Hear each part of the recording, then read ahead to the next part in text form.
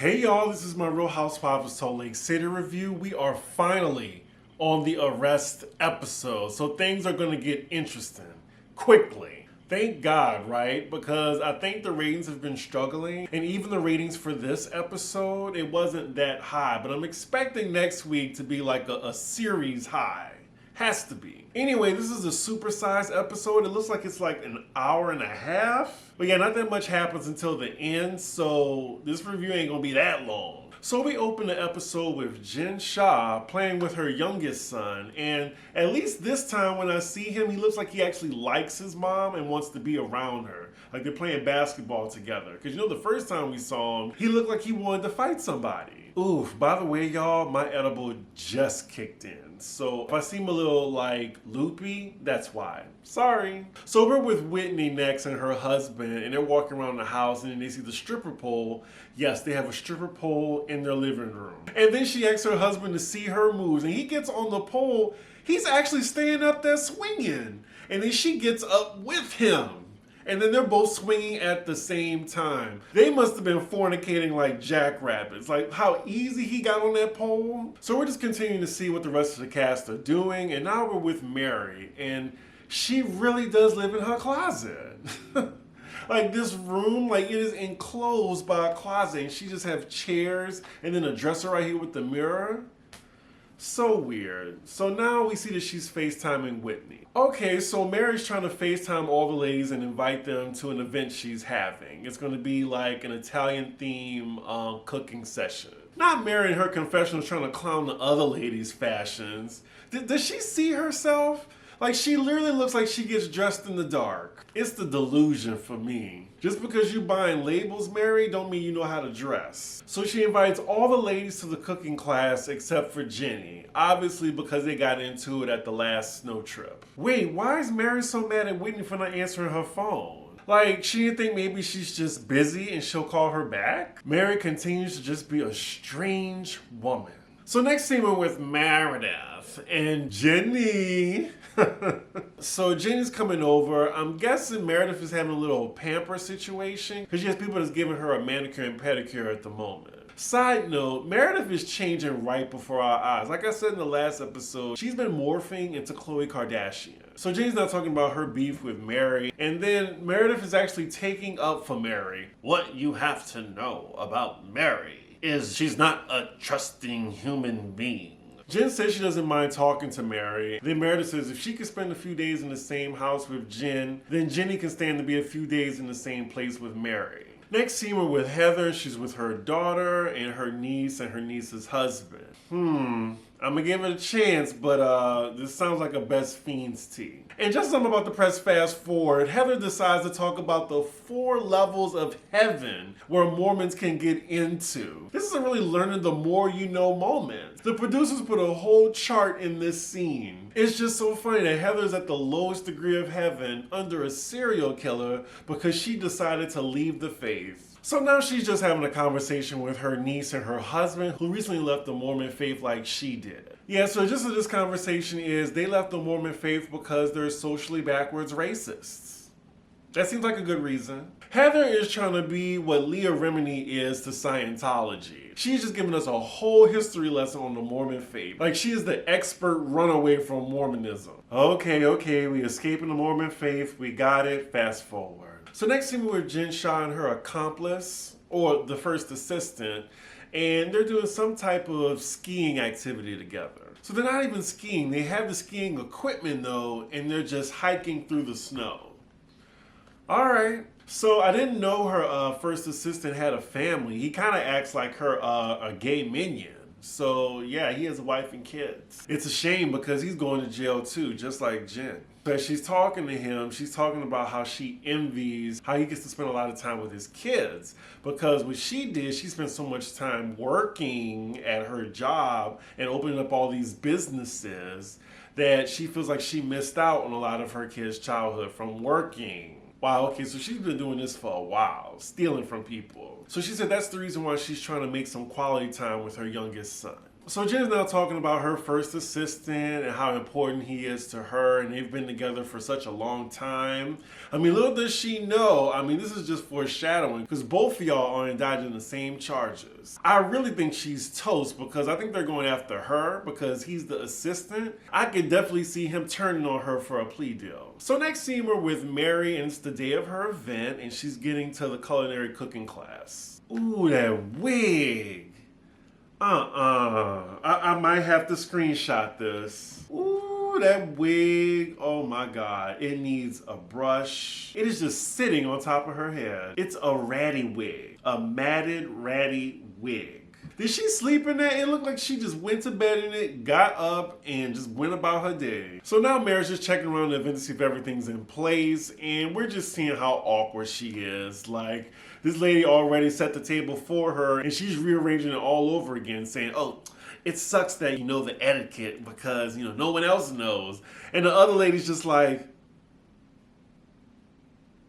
I still don't get why so many people like Mary. Like, I want her off the show. Like, she is as rude as she's socially awkward. So Jen is the first to arrive, and she's so goddamn extra. So she has her assistant drive her to the location on a scooter, and she has a huge Italian flag on her back. And then her outfit is actually cute, but it is loud as fuck. So Meredith arrives, and I gotta say, she looks good. Like, I think Meredith is the best dressed on the show. And honestly, for all the shit that Mary talks, I put her on the same level as Heather. And Heather be looking good sometimes, but I mean, she be looking a little matronly. So in Meredith's confessional, she says she hasn't seen Mary since she had a talk with Cameron. Cameron is a person from the last episode who said he worked with Mary and given her all these ominous clues and foreshadowing about Mary's character. And yes, I heard y'all that this man passed away in June. I looked it up. I think he died of brain cancer. Mary is so awkward. Now she's trying to talk in that Italian thing. And even the chef isn't talking like that. Y'all, this wig, come on. Come on. Did someone just throw a bucket of water at her? Like, is it just me? Like, this wig is, oh my God. So apparently Mary gave all the ladies like dress assignments or whatever. And she said since Whitney didn't pick up the phone, she got Mafia streetwear sent to her. She is really mad at Whitney for not picking up the phone. Does she think it was on purpose? I could see if like maybe she answered the phone by accident, was like, oh fuck, this fucking bitch keep calling me, I don't like her. But no, she just didn't answer the phone. I mean, I'm too high for this. I really am. So she said Whitney's punishment for not picking up the phone is she gets a different dress code. This woman needs to be put in the straitjacket. I'm sorry. Anybody who enjoys her presence on the show, I'm side-eyeing you. So Whitney comes out the house looking bomb. I like this suit that she has, this little stained suit. It just works, you know? And then Heather looks good too. You know, I might have to take back what I said about Heather. I mean, maybe that was season 1. Season 2, she's been getting it right. I actually think Mary is the worst dressed on the cast. So Whitney is showing Heather the example that she got on the invitation. And basically Whitney's card is telling her to dress up like a hooker as the other ladies have like these chic Italian streetwear examples. Like, did Mary actually expect Whitney to come in those clothes? I know Whitney don't look that bright, but she has common sense. She could tell you tried to set her up. Side note, they pulled up to the cooking class. It is right next to a pawn shop. Really? What type of neighborhood they in? Is there a check cashing place next door? And then a bail bonds across the street? So Whitney and Heather walk in, and Mary just gives Whitney the rudest greeting. She was just like, oh, well, you didn't wear the joke. You didn't even do the joke. You didn't participate. You just went straight to the point. Like, so you really wanted her to come in dressed as a hooker. Okay, I get it. I think Mary wanted Whitney to be the joke because Mary is constantly a joke in any clothing that she wears. Mary is really upset at Whitney, and then Whitney is like, sorry, I mean, I was driving a carpool. So Miss Lisa arrives, and she looks good too. But those Gucci pants, they look good, but she has no ass. So Jen lets us know that this is the first time she's seen Lisa since she found out that she didn't invite her to her son's charity event. Mary needs to stop talking that Italian accent. Oh, the B, go right in the back. So Heather is saying that Mary has like the best gifts or whatever, and they're referring back to last season when she gave everybody Louis Vuitton earbuds. So Mary comes back with Louis bag shopping bags for everybody, and then there's an apron inside. Heather is so excited. She's like, oh, I didn't even know Louis Vuitton made aprons. Cut to producers asking Mary, did you give them all Louis Vuitton aprons? She's like, no. But wait a minute, why did she put regular ass aprons in Louis Vuitton shopping bags? So then Jen asked one of the ladies, is Jenny invited? They're like, no.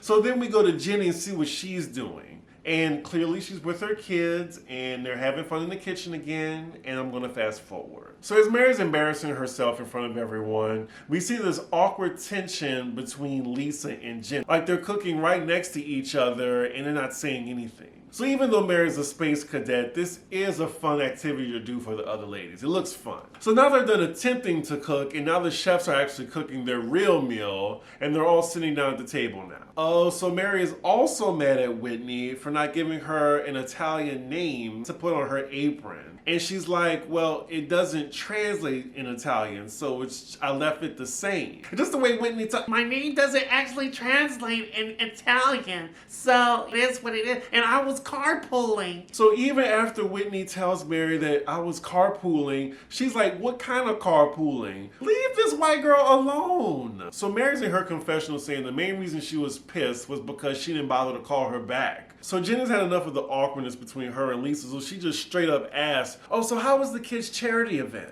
I mean, I do love that there's two different fights that's about to happen at the table. So then as they're talking about Lisa's event, Mary's like, well, you know, I wasn't invited. And then Jen was like, oh no, it's okay, Mary, I wasn't invited either. Lisa's just looking around now as she's in the middle of another confrontation. Side note, damn, they're just gonna make us wait to the very end till the feds come. So Lisa then says there's going to be a lot more events. This wasn't intended to hurt anybody. This was for my kid. Jen is being petty now. She's like, well, my feelings are hurt actually. I mean, it does look sus because at the beginning of the season, y'all were like this. And now she invites the chick she was beefing with in the beginning over you. So yeah, I can kind of see how she's bothered by it. But I think, you know, Lisa was being passive aggressive again. Like how Jen went off on her. Like she was basically saying, well, you're not invited to this event. Heather is breaking it down for her. She was like, oh, so your kids made the guest list? Really? So what did Jen do to not make the guest list? And what did Whitney do to get on the list? I think Heather is my favorite Salt Lake City housewife. So now Jen takes this opportunity to put Lisa on blast, which she told her about Whitney dealing with the fashion designer she was yelling at. So Whitney is explaining herself like she has all the receipts to Jen, and Jen was like, oh, thank you, Whitney. And then she goes for Lisa's neck now. She was like, well, Lisa, why are you telling her this? You're trying to plant a seed, aren't you? See, Lisa's plan blew up in her face again. Lisa is over it now, and now her and Whitney are going back and forth. So now Meredith's sticking up for her homegirl and just saying like, it's not a big deal. Not everybody has to be invited to everything. And then Jen says, well, she told me about the event or whatever. Now, Jen should be entitled to go to the event because she did help your sons with those ugly ass wolf heads y'all did a photo shoot in. So Jen has a point. So now they're all antagonized. They're like, why'd you invite Whitney and not Jen? And Lisa said she just wanted to send an olive branch out to Whitney. Then Heather chimes in, that's bullshit. So now Lisa's going back and forth with Jen. Like, Lisa be having all the guns pointed in her direction. Gee, she better sit right next to Andy for the reunion. So Jen is telling her like, you know, you just came off disingenuine. And like I said in the earlier review, Lisa Barlow looks like one of the most disingenuous people I've ever seen in my life. But after that, Lisa has had it. She's like, it wasn't about Jen, it was about my family. I'm not talking about this anymore.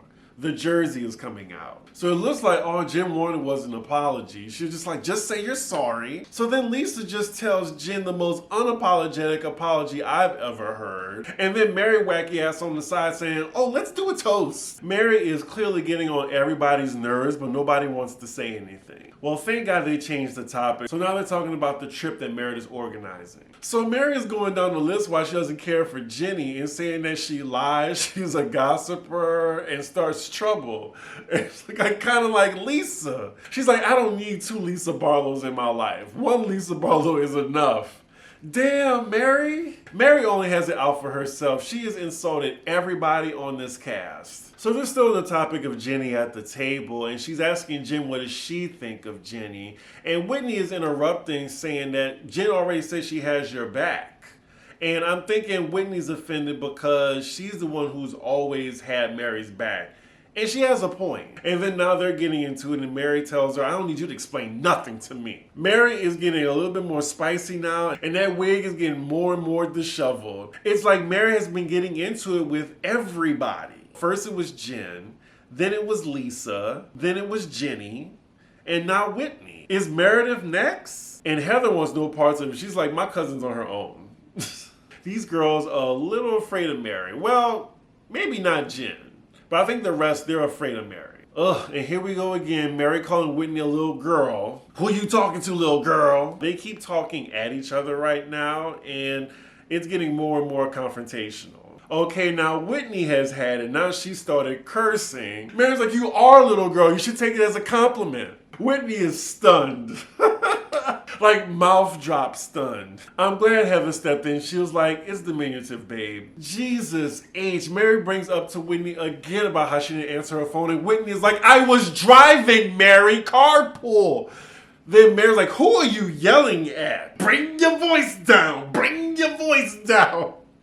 It's hilarious because she's doing that in that ratty wig too. It's killing me. It's really killing me. This is the face. Bring your voice down. Bring your voice down. Now, I will say in this moment, this reminded me of Beverly Hills. I personally think that Whitney was totally justified raising her voice at Mary. Now, I wish Garcelle had Mary's reaction to Doreen, because that would have been, a pleasure to see. But yeah, I'm on Whitney's side with this. Like, she's so frustrated because Mary is talking down to her and then also not dropping the fact that she couldn't answer the phone. Whitney brought that voice down though. Oh, Mary is hot. You ain't gonna yell at me. You can go. Like, all the ladies are scared to intervene right now because they know, like, she's certified. So after Mary tells Whitney she can go, she gets up from the table, and now the other ladies are trying to get Whitney to stay. So I can understand Whitney's frustration. Mary, I have had it. And then she starts crying too. And then, I'm not sure, but I didn't know their friendship was this deep, but she's like, Mary, I love you. Mary's like, then act like it. Whitney's like, I do. Y'all, this all stemmed from her not answering a FaceTime call. Wow. And y'all are on Mary's side for this? So then as Whitney's walking out, Meredith follows behind her, and Meredith tells her, like, just sit down and talk. Let's talk about it. Like, Whitney is rattled. She's like, I've taken so much abuse from her. Mary is not getting it right now. And all the ladies are clearly trying to handle her with kid gloves. So it seems like she's calmed down a little bit, and she's telling Meredith, like, Mary is so uneven. That is an understatement, severe understatement. I see these ladies are really trying their best to not offend Mary. But then she's saying that she actually did call Mary back and Mary didn't even respond to her. Then she says that Mary left her terrible text messages saying, oh, you think you're better than me? I'm better than you. You deserve everything that Jen did to you. Like, she's reading off in her confessional all the mean things Mary has said to her. Whitney feels betrayed by Mary because she feels like she was the only one in Mary's corner. And I agree. I feel like no one was really Mary's friend than Whitney. Like, she's always been there for her. Damn, Whitney's face is all flushed from crying. She's saying, fuck Mary Crosby. There's so many people who tell me to watch out for her. And then a light bulb just goes up in Meredith's head and says, oh, well, I met someone yesterday that told me the same thing. So Meredith brings up the guy's name to Whitney to see if she knows him. And Whitney says, yes, I don't know Cameron, but I know he was part of the church. He left, and he has a lot of things to say about Mary. Meredith asks Whitney, do you know why he would tell me these things? And then Whitney says that she knows one of Mary's cousins. And when her cousin realized that she was getting close to Mary, she brought her to the side and said, never make her angry. Who is Mary Cosby? Really? Oh, this took a turn. I didn't remember hearing this in the first viewing. Whitney said that her cousins think that Mary wields the power of God. Yeah, this got really, really creepy and weird. So as they're done talking, we're back with Mary and the other ladies, and we see that Jen and Lisa are trying to calm Mary down. So then Meredith and Whitney come back to the table, and then Meredith says to both of them, can we just have some peace?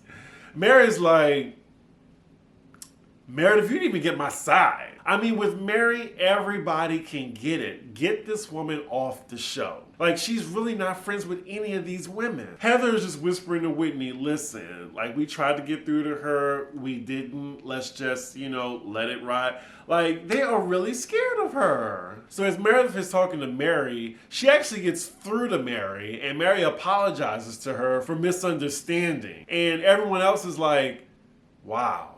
How did she do that? Like, why are they all treating Mary like the special crazy girl? Like they have to walk on eggshells around her. So Mary's saying how annoyed she is, and Whitney's like, Mary, I mean, are we friends? And then Mary's like, I don't know, we're not really friends like that. Whitney's mouth drops.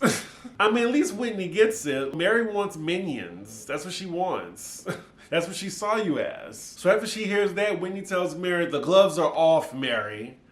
And that's kind of where they end the scene. Whew, this is definitely a supersized episode. We still got 15 more minutes left. So it's the next day of the Vail trip, and then Meredith calls Heather and tells her that she's already going to be in Vail, so the other ladies will be driving together. So now it's actually the next day, and all the ladies will be meeting Heather at her beauty bar. So then we see Heather talking to Mary on FaceTime, and Mary says she's not going to be traveling with the other ladies. She's just going to meet them in Vail like Meredith. She's probably making an excuse right now because she doesn't want to be on the bus with Whitney or Jenny. So most of the ladies are there on the bus. We see Jen Shah come in those braids. I'm not sure what they're called. Are they box braids, ladies? Let me know in the comments. That iconic outfit that we see her walking out the police station in. So then last we see Lisa pull up. Now all the ladies are there. Okay, so now the camera angles change, y'all. These are the cameras that are like breaking the fourth wall. We see that Jen gets a phone call, and you can see on her face that something is wrong. So with that concerned look on her face, she asks Whitney to take her mic pack off. Child, this music, oh my God. So now we see Jen outside the bus talking on the phone. Oh my God, this music is on point. Like, it is so ominous. So Heather comes out and sees Jen in front of the bus, and then Jen tells her that she has to leave. So then she tells Heather she has some bad news. She found Sharif, her husband's in the hospital. He has internal bleeding. Now, they left that part out the preview, y'all. Like, she